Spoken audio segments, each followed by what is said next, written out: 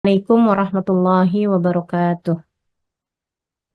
Alhamdulillah, wassalatu wassalamu ala rasulillah Muhammad ibn Abdullah wa ala alihi wa sahbihi wa man wala.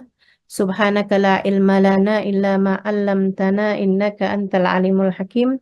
Rabbi shrah li sadri wa yassir li amri wahlul 'uqdatan min lisani yafqahu qawli amma ba'du. Alhamdulillah, hari ini mudah-mudahan Allah Subhanahu wa taala melimpahkan rahmat ridhonya pada kita sekalian, menjadikan kita hamba-hambanya yang semakin hari semakin solehah, menjadikan kita hamba-hambanya yang semakin hari semakin mendekatkan diri kepada surganya, mendekatkan diri kepada jalan keridhoannya, mendekatkan diri kepadanya, mendekatkan diri kepada kekasihnya, baginda kita Nabi besar Muhammad Sallallahu Alaihi Wasallam.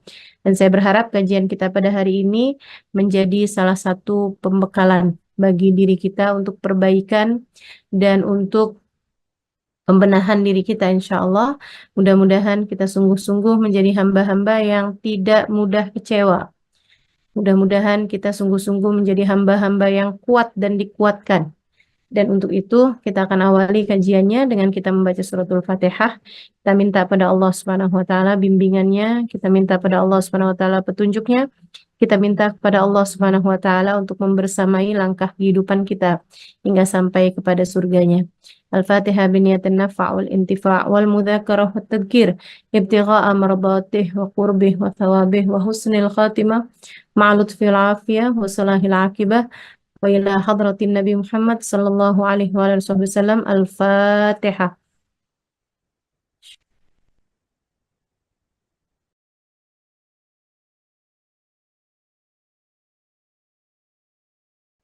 Alhamdulillah. Iya, kita akan bahas di pertemuan kali ini mengenai tentang agar tak mudah kecewa. Teman-teman saudaraku sekalian yang saya muliakan, saya ada menuliskan 6 poin yang mudah-mudahan kalau kita jalani, nah ini akan meminimalkan kekecewaan-kekecewaan kita terhadap banyak hal. Ya, mudah-mudahan bisa diamalkan.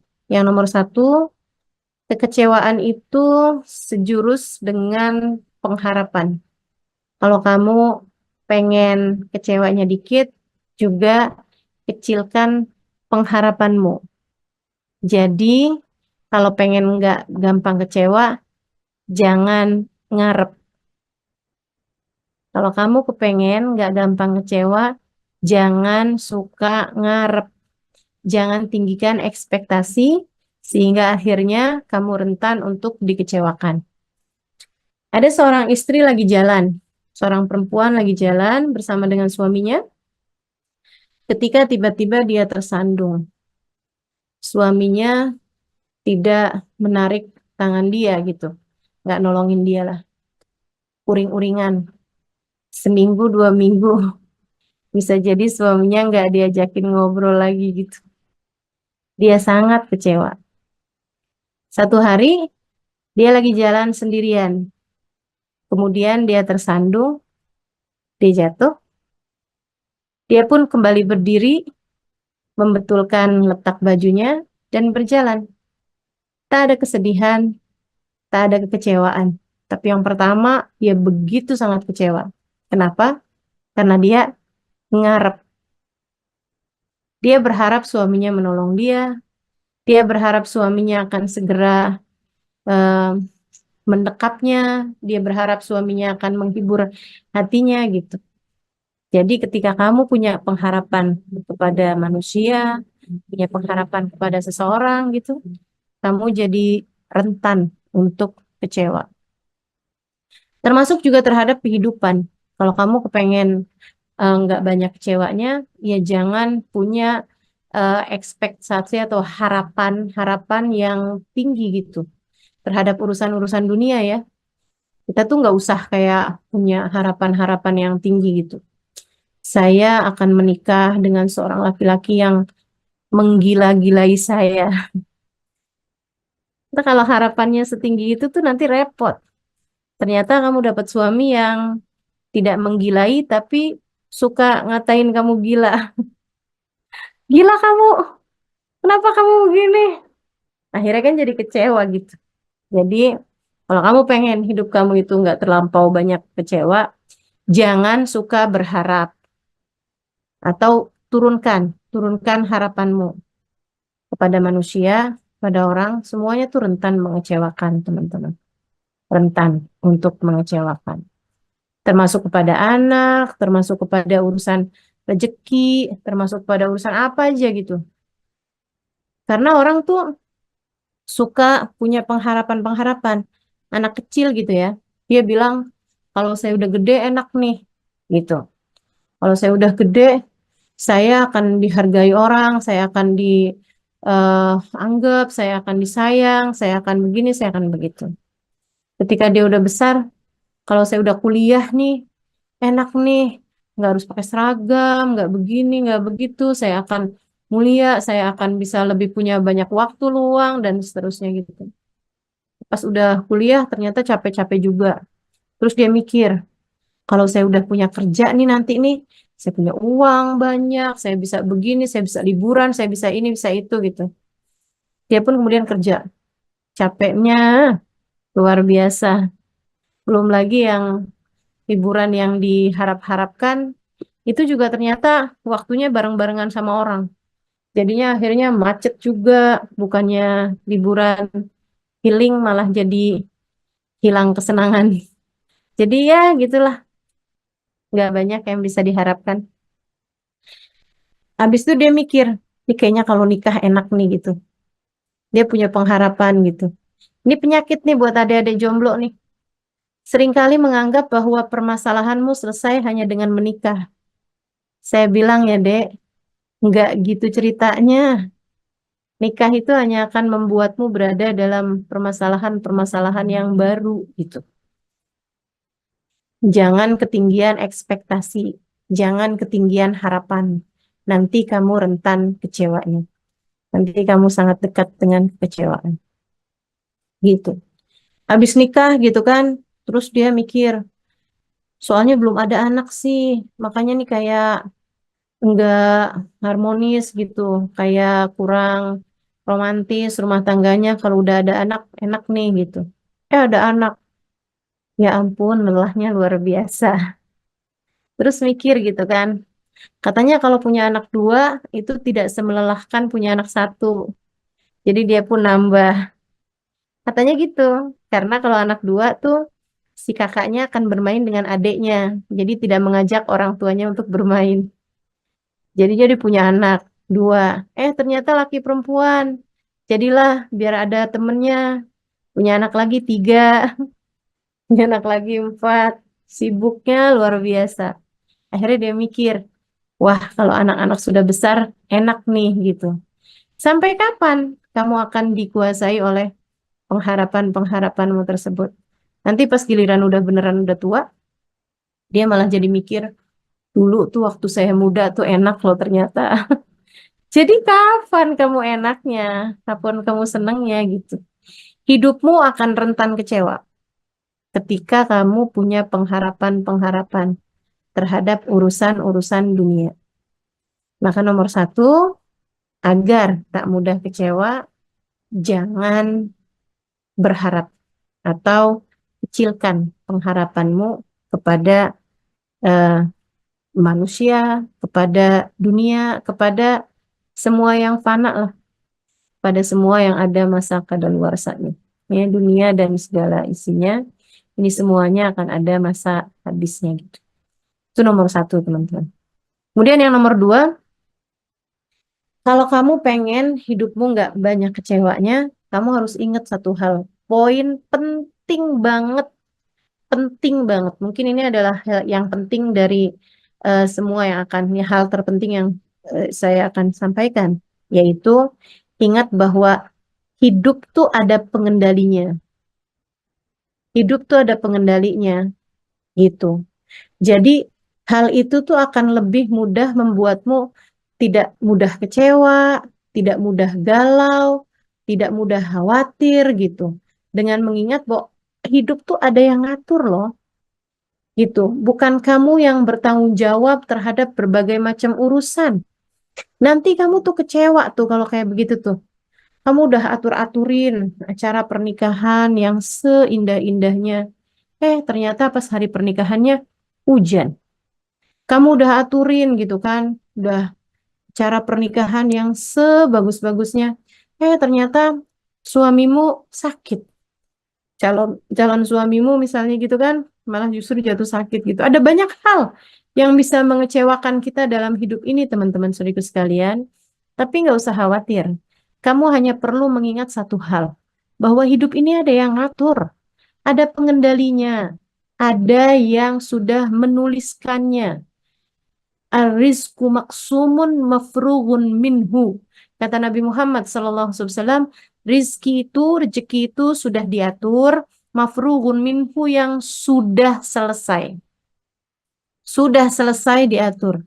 Sudah selesai dicatatnya. Gak akan bertambah dengan ketakwaan seseorang, gak akan berkurang dengan kefasikan seseorang. Begitu katanya baginda kita Nabi besar Muhammad sallallahu alaihi wasallam. Bahkan dalam Al-Qur'an Allah Subhanahu wa taala menyampaikan, A'udzubillahi minasyaitonir rajim, rizqukum fis sama'i wa ma tu'adun, fa warabbis samawati wal ard innahu lahaqqun mithla ma annakum tantiqun. Rizqukum fis sama, rezeki kalian sudah selesai diatur dari langit.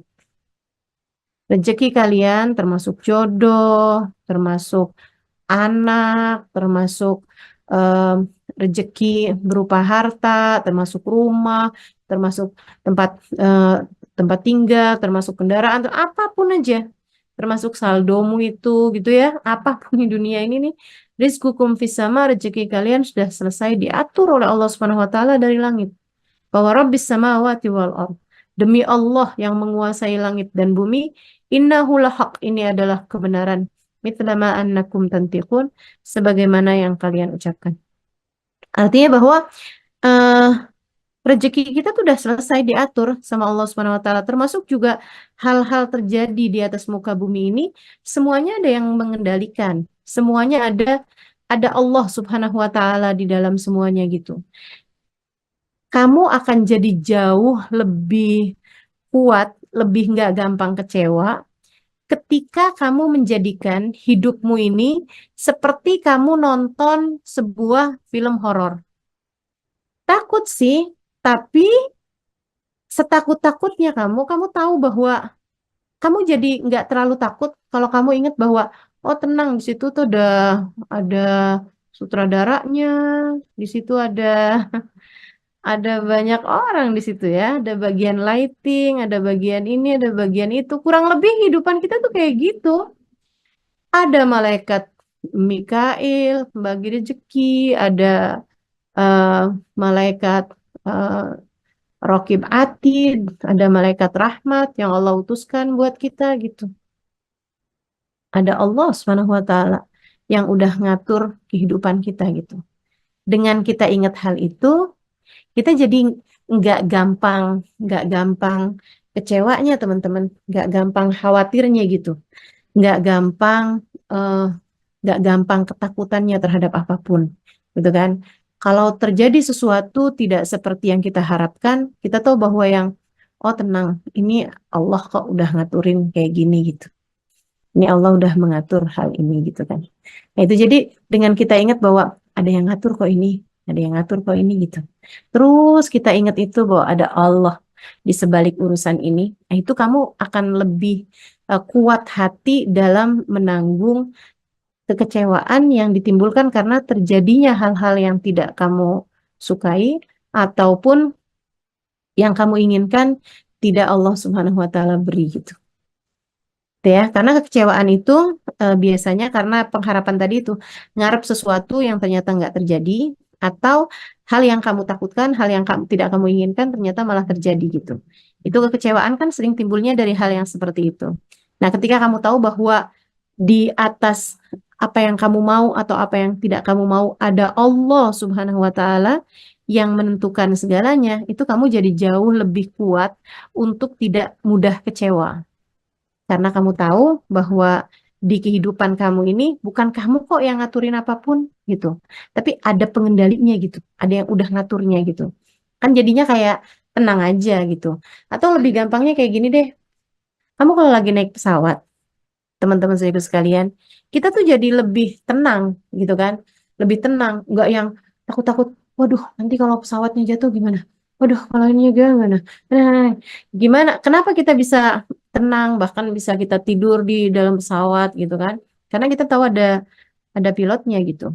Ketika kita tahu bahwa di pesawat itu misalnya gitu ya, ada pengumuman kayak gini nih, eh mohon maaf para penumpang sekalian, adakah di antara kalian yang pernah kursus menyetir pesawat? Karena ternyata pilot dan kopilotnya pingsan. Saya yakin. Sepesawat tuh semuanya yang asalnya tidur juga udah langsung hilang semua tuh ngantuknya. Yakin banget dah saya dah. Pasti semuanya akan takut, semuanya akan galau, semuanya akan yang eh, panik ketika tahu bahwa ternyata di pesawat tersebut itu nggak ada pengendalinya gitu.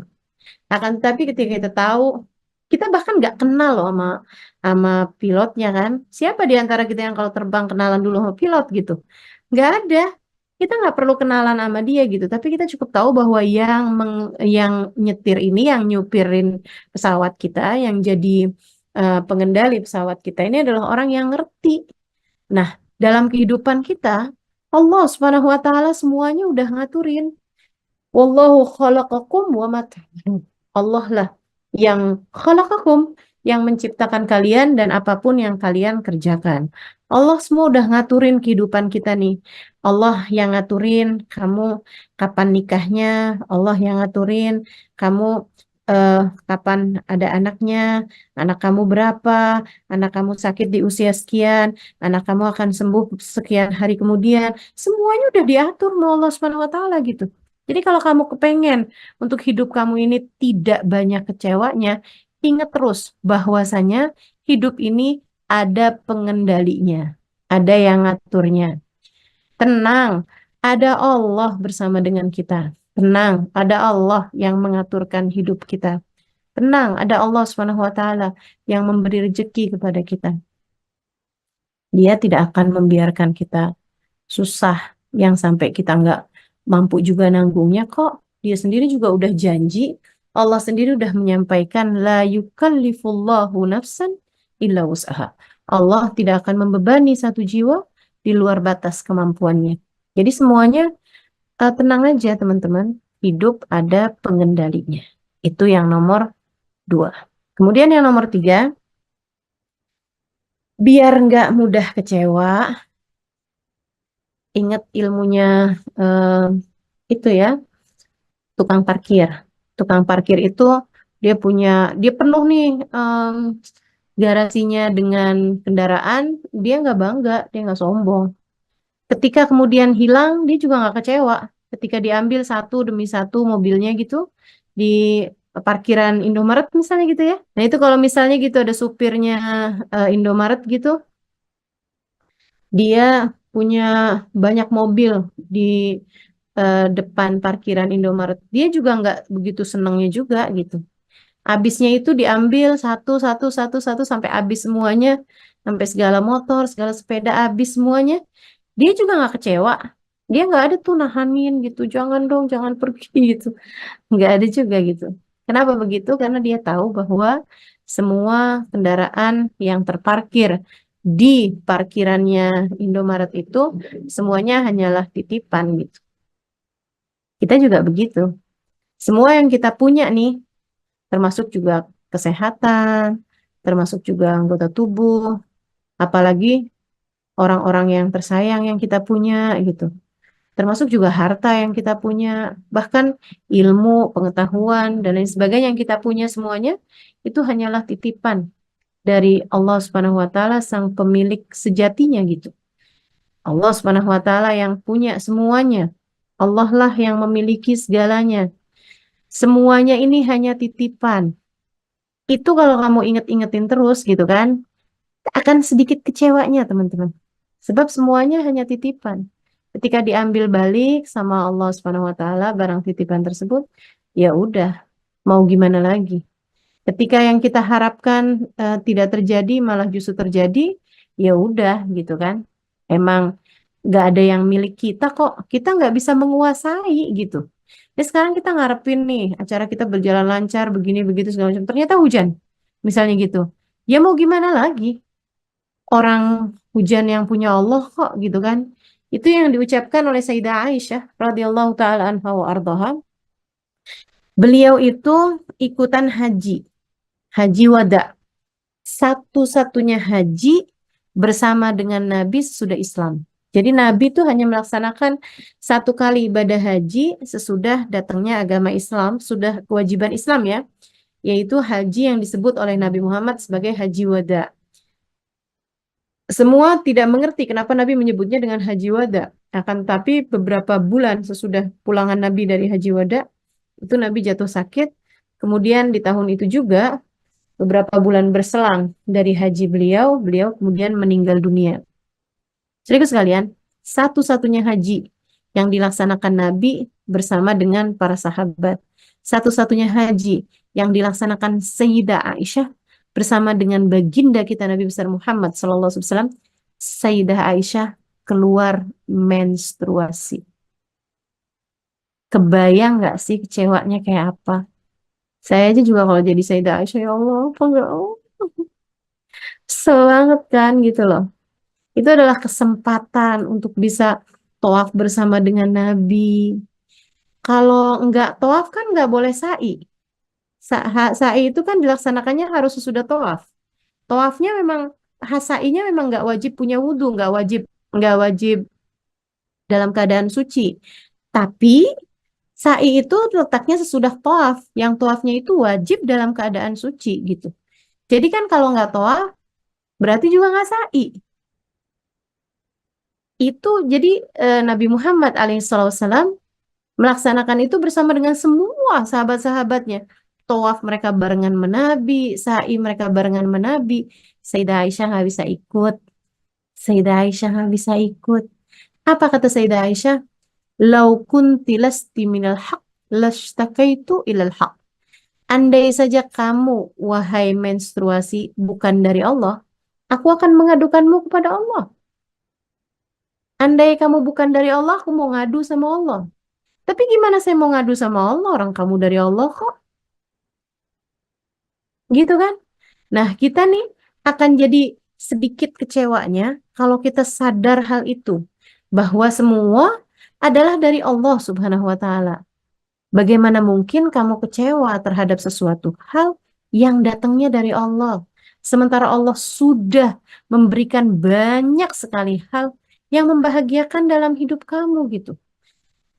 Gitu kan? Nah, jadi kita akan sedikit kecewanya kalau kita kembalikan hal ini kepada beberapa poin yang tadi telah saya sampaikan. Pertama, jangan ngarep.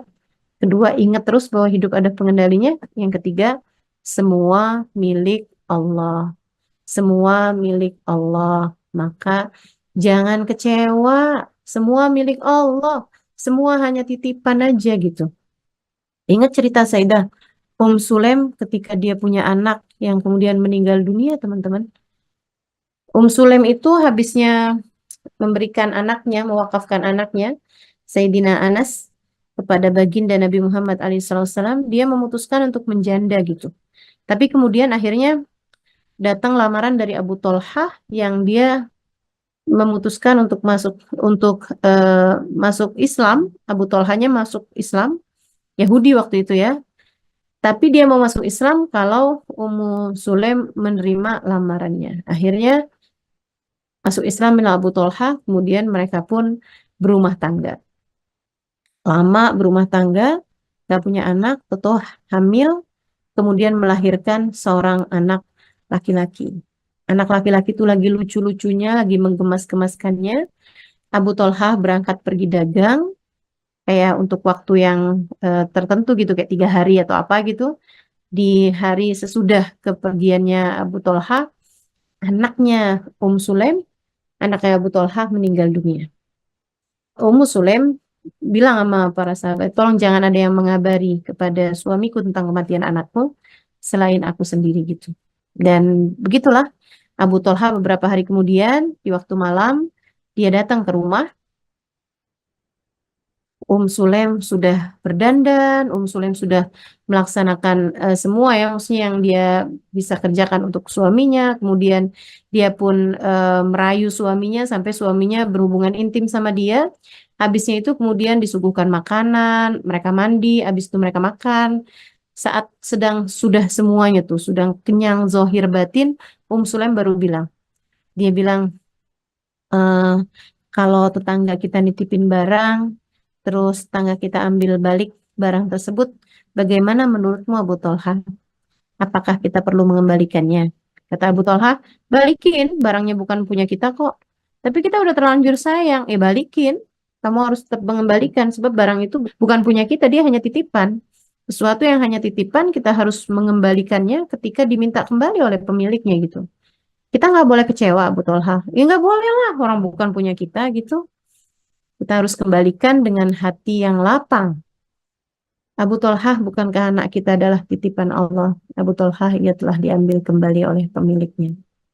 Abu Tolhah marah. Jadi maksud kamu anak kita mati dan kamu bisa-bisanya dandan, kamu bisa-bisanya masak, kamu bisa-bisanya merayu saya, dasar perempuan keras hati, kamu nggak punya hati, Sulaim. Abu Tolhah keluar dari rumah menuju masjid, nungguin sampai Nabi Muhammad keluar buat sholat subuh.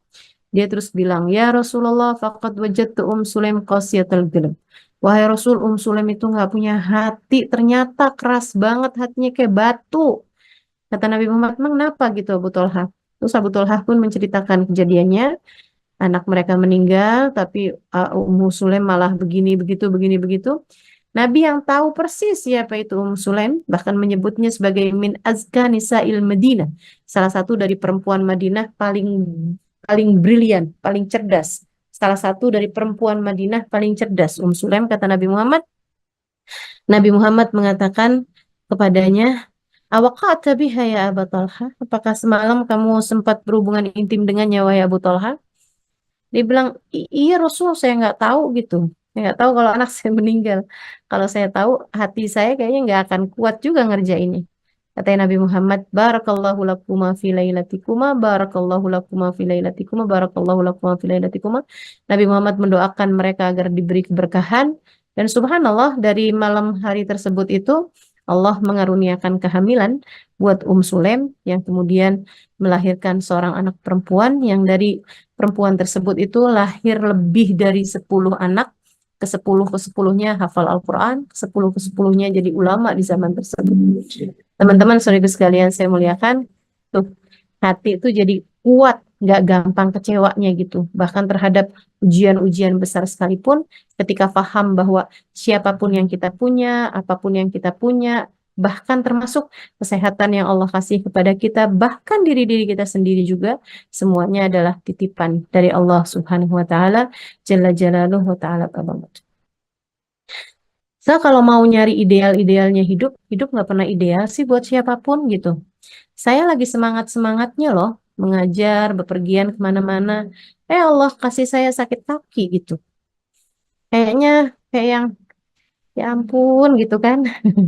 Tapi ya semuanya dari Allah dan semuanya milik Allah. Saya cuman selalu bilang bahwa ya Allah, selagi masih bisa menjadi manfaat gitu, selagi masih bisa menebarkan kemanfaatan, saya minta kekuatan darimu gitu. Dan alhamdulillah nggak ada yang dibatalkan, nggak ada yang sampai bisa tidak dilaksanakan, semuanya dapat dilaksanakan, alhamdulillah. Dan sekarang semuanya pakai menyediakan kursi kan setiap kali saya mengajar. Dan subhanallah, beberapa waktu yang lalu saya bilang sama ada beberapa ustazah gitu. Saya bilang, iya nih doain mudah-mudahan saya udah bisa lagi duduk di bawah, melipat kaki lagi seperti dulu-dulu gitu. Dia bilang, ya ustazah padahal kita lagi senang-senang nih. Gara-gara ustazah pakai kursi, kita semuanya juga sekarang disiapin kursi. Ya, begitulah. Sengsara membawa nikmat bagi yang lain ternyata ya. Masya Allah. Jadi ya gitu. Selalu ada kebaikan dalam segala ketetapan-ketetapannya. Jangan kecewa. Dengan kita mengingat bahwa semua adalah titipan Allah Subhanahu wa taala. Apapun yang kita punya, bahkan diri-diri kita, semuanya hanyalah miliknya dan semuanya dalam kendalinya. Kemudian yang nomor 4, itu ya, itu nomor 2, nomor 3-nya. Kemudian yang nomor 4-nya, kita tuh kan sering kecewa tuh karena kita kira yang itu tuh ideal, yang itu tuh bagus, sebaiknya tuh begini, sebaiknya tuh begitu. Kita kecewa ketika kita eh, buat sebuah acara eh, di luar ruang gitu ya, outdoor gitu, misalnya kita bikin pesta pesta kebun misalnya gitu, tahu-tahu hujan. Kita kecewa karena hal itu. Kenapa? Karena kita kira nggak hujan itu lebih baik, gitu kan? Eh, kita kecewa ketika sesudah kita menikah lama ternyata nggak ada anak. Kenapa gitu? Karena kita kira kita punya anak itu lebih baik gitu. Kita akan selalu kecewa tuh karena kita kira, teman-teman saudaraku sekalian, kamu akan berkurang kecewanya, kamu akan tidak mudah kecewa apabila kamu selalu tanamkan dalam hati bahwa kamu tidak tahu. Allah Maha Tahu. Jadi jangan main perkiraan-perkiraan. Bisa jadi yang kamu kira baik, sebenarnya buruk buatmu. Bisa jadi yang kamu kira buruk, sebenarnya baik bagi kamu. Gitu. Jadi ingat terus hal itu gitu.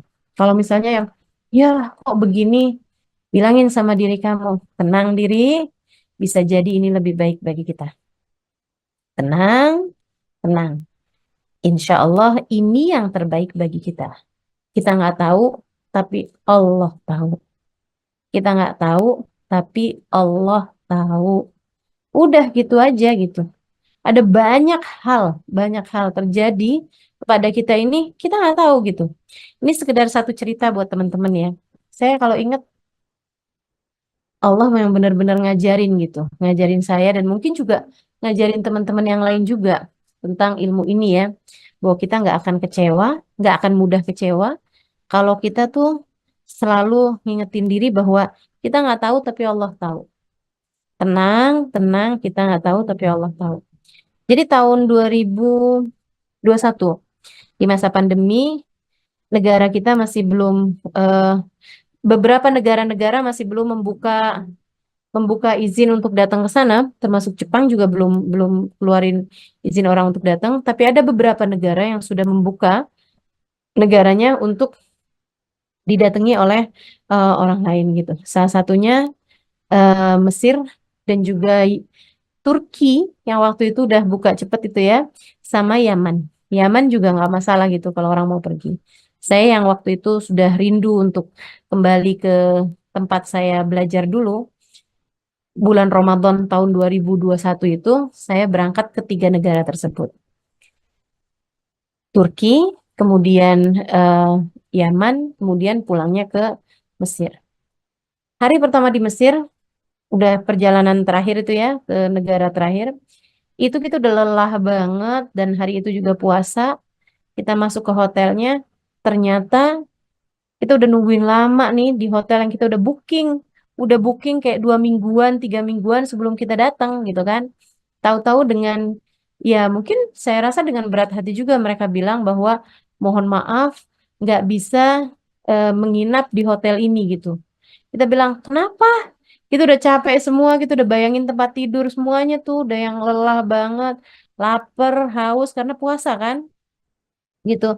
Terus mereka bilang, karena AC-nya mati. Itu hotel bintang 5, halo. Bisa ada gitu AC-nya mati. AC-nya mati, ya udah nggak apa-apa kita dipindahkan ke kamar yang lain aja. Nggak, ini AC-nya mati semuanya. Jadi AC-nya itu dari pusat mati semuanya gitu. Jadi akhirnya kita pun dipindahkan ke hotel yang lain gitu. Nah, ketika saya lagi nyari hotel untuk kita tinggalin beberapa hari sebelumnya itu, sebelum kita berangkat, saya lagi sama teman saya, itu saya lagi nyari-nyari gitu hotel-hotel gitu kan. Terus saya bilang, saya tuh mau banget nih hotel yang bisa lihat pemandangan Sungai Nil di waktu sore saat matahari terbenam. Habis itu saya liatin gitu kan. Di situ tuh ada gambar satu kamar hotel yang ada tempat berendam, yang dari situ tuh dari tempat berendamnya itu di kamar itu bisa melihat dengan jelas, dengan indah banget saat matahari terbenam di waktu sore di Sungai Nil. Saya bilang, wih, nih sebenarnya nih cakep banget nih hotel nih. Tapi kita nggak bisa lah, Nen, nginep di sini, Nen. Kenapa gitu, Ustazah? Kemahalan, Nen. Iya, Ustazah, mahal banget, Ustazah. Kita nggak nginep di situ dong. Akhirnya saya cari hotel-hotel yang lain, dapatlah hotel itu gitu. Oke lah, nggak seindah pemandangan di hotel yang pertama, tapi ya boleh-boleh lah gitu. Jadi kita pun ngambil hotel yang itu gitu kan. Begitu kita nyampe di situ, hotelnya mati semuanya, itunya apa namanya AC-nya gitu. AC-nya sedang bermasalah sehingga kita akhirnya dipindahkan. Kecewa dong pastinya gitu kan. Tapi ya saya udah sering kali mengingatkan diri saya untuk yang tenang, tenang, tenang. Kita nggak tahu tapi Allah tahu. Kita nggak tahu tapi Allah tahu. Udah, akhirnya kita pun dipindahkan ke hotel yang lain. Dan tahu dong hotel yang keduanya itu yang dipindahkan itu hotel yang mana? Yang kita lihat tadi itu. Yang paling cakep itu gitu hotelnya. Jadi kita dipindahkan tanpa perlu membayar lebih ke hotel yang jauh lebih cakep, jauh lebih indah dengan pemandangan kamar yang jauh lebih spektakuler gitu. Dan saya dikasih kamar yang benar-benar eh saya lihat pemandangannya dari batap itu tadi. Luar biasa. Kita tidak tahu tapi Allah tahu. Jangan mudah kecewa. Tenang aja dulu. Jadi kalau apa-apa terjadi itu jangan yang langsung yang meledak-ledak. Wah, kenapa begini? Wah, kenapa begini? Aduh, kok harusnya kan begini?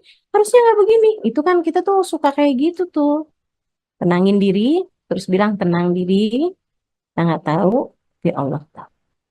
Kita nggak tahu, di Allah tahu. Tenang, Allah akan selalu memberi yang terbaik bagi kita, asalkan kita tetap di jalannya. Udah gitu. Pokoknya mesti belajar untuk bisa ngingetin diri bahwa kita nggak tahu, tapi Allah. Ada satu kisah indah yang diceritakan sama em,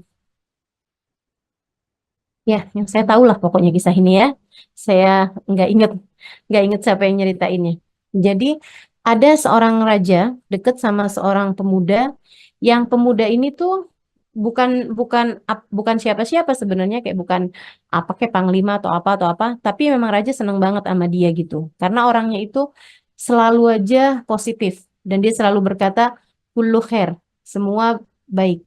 Semua baik-baik aja. Semua semuanya semoga insya Allah semuanya baik gitu. Kayak gitulah gitu ya. Semua baik, kullu khair gitu. Nah, satu hari raja ini lagi mengajak dia untuk berburu. Ketika namanya orang berburu kan nggak bisa terus barengan berdua kan, mereka nyari-nyari buruan gitu ya. Nah, pemuda ini ngelihat ada sesuatu yang bergerak, dia pun memanah. Ternyata yang dia panah itu adalah eh, bukan buruan, tapi ternyata kena kena badannya, kena tangannya si rajanya, sampai bikin jarinya itu ada yang keputus gitu. Kena panahan tersebut tuh kena nembus ke jari tangannya raja sampai salah satu jarinya keputus. Wah, rajanya marah banget. Si pemuda ini bilang, tenang raja, kulu khair apaannya? Tenang aja, semuanya baik aja, semuanya baik aja. Apa aneh baik? Nggak ada ceritanya. Yuk kita pulang. Pulang, temennya itu dipenjarain sama dia. Dia ketika tahu dipenjarain si pemuda ini tetap bilang kullu khair. Gak apa-apa sih di penjara kullu khair. Semuanya baik aja. Waktu pun berselang sampai kayak kurang lebih beberapa bulan sesudahnya, kayak udah hampir setahunan gitu, si raja ini kembali berburu. Tentu tanpa pemuda ini. Nah, berburunya raja kali ini kejauhan dengan jarinya yang satu terpotong itu ya. Dia sekarang berburunya itu kejauhan sampai akhirnya dia kena lagi ada peperangan antar kanibal. Jadi kanibal lagi menyerang satu daerah gitu kan, satu kawasan yang si raja itu lagi ada di daerah tersebut. Akhirnya si raja termasuk juga di antara orang-orang yang ditangkap, yang di yang kena gitu sama si kaum kanibal ini. Dibawa nih raja dan lain-lainnya ini, orang-orang ini dibawa dimasukin ke penjara untuk setiap hari diambil sebagai jamuan makan kaum kanibal buat dimakan gitu. Si raja ini udah sedihnya luar biasa gitu kan. Dia berharap ada yang menemukannya, tapi nggak ada juga orang yang nemuin dia gitu. Nggak ada juga rakyatnya yang, ya saya rasa mereka nyari, tapi maksudnya nggak ketemu gitu kan. Tempatnya si kanibal-kanibal ini. Sampai akhirnya satu waktu datanglah giliran mereka memakan raja ini gitu. Ketika udah disiapkan, dia udah mau di em, sembelih gitu kan, mau dipotong, mau dipedang gitu sama algojonya gitu kan, mau dijadiin santapan ya, entah gulai, entah rendang, saya nggak paham juga mereka masaknya apa. Nah akhirnya sebelum dipotong itu algojonya ngelihat kalau jari tangannya itu kan keputus satu. Akhirnya algojonya nggak jadi tuh. Dia kemudian datengin raja, dia ngomong gitu kan. Akhirnya dia balik lagi ngelepas ikatannya. Dia bilang silahkan kamu pulang. Dia heran, kenapa gitu kan? Kok saya disuruh pulang ya? Dia seneng banget dong. Dia maksudnya kenapa gitu sebabnya? Dia bilang karena kami itu nggak mau makan orang yang cacat. Karena kami tidak mau makan seseorang yang cacat. Kamu tangannya hilang satu, nanti kami kena sial lah gitu. Kalau makan orang manusia cacat gitu. Jadi akhirnya dia dibebasin. Dia girang banget, senang banget dia pulang sampai akhirnya sudah nyari nanya ini apa segala macam, nyampailah dia ke istananya.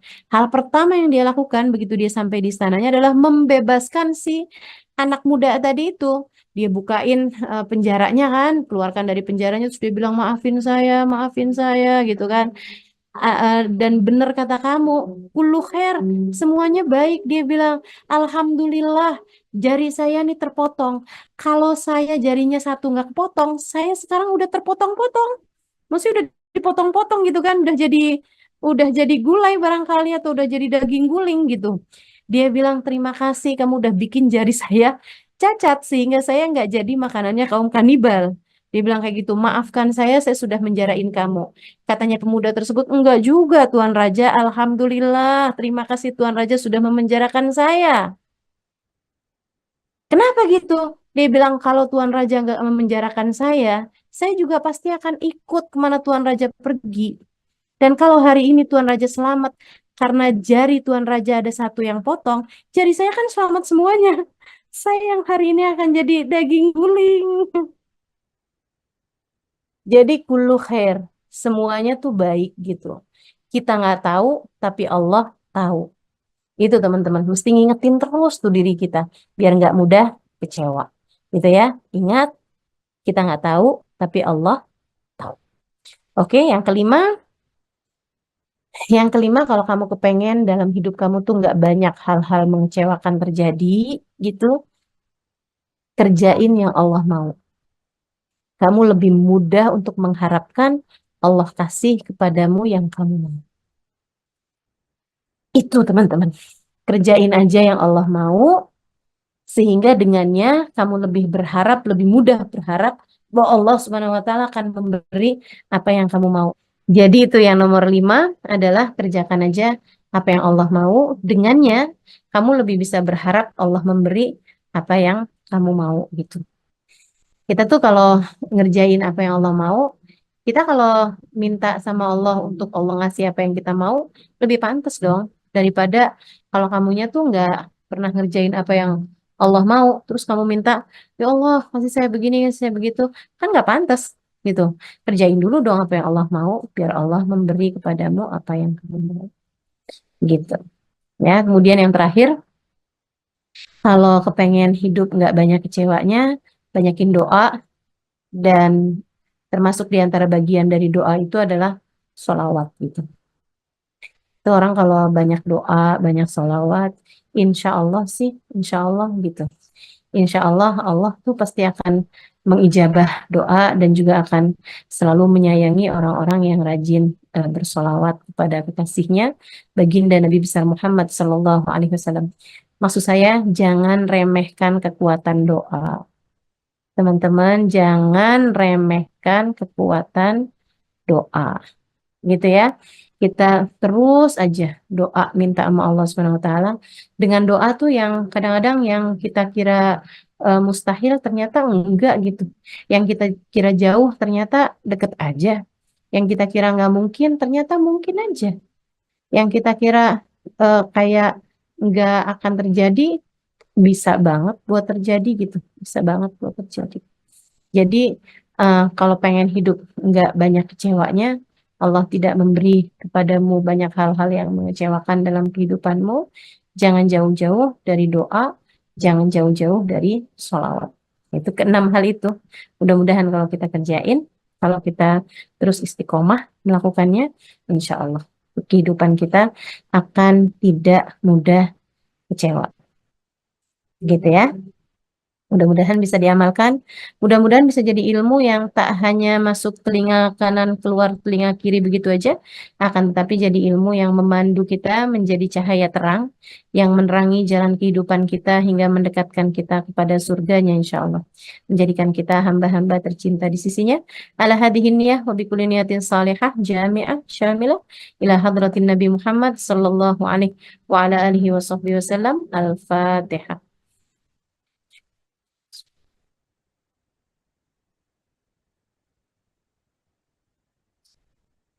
الصراط المستقيم صراط الذين أنعمت عليهم غير المغضوب عليهم. آمين. تقبل الله منا ومنكم، تقبل يا كريم. اللهم بحق الفاتحة، بحرمة الفاتحة، بركة الفاتحة، تفتح لنا أبواب الخير، تعاملنا مؤاملة أهل الخير، تكفينا من جميع الفتن والمهن بؤس وضير، إنك ولي كل خير متفضل بكل خير برحمتك يا أرحم الراحمين.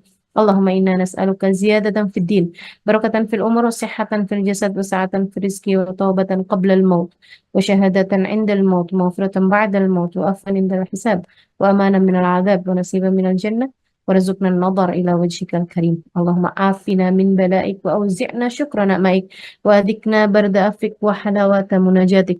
اللهم وما قضيت لنا من أمر فاحفظ علينا فيه الأجل والدين. اللهم وما قضيت لنا من أمر فاجعل عاقبته رشدا. ربنا آتنا في الدنيا حسنة وفي الآخرة حسنة وقنا عذاب النار بفضل سبحان ربك رب العزة عما يصفون.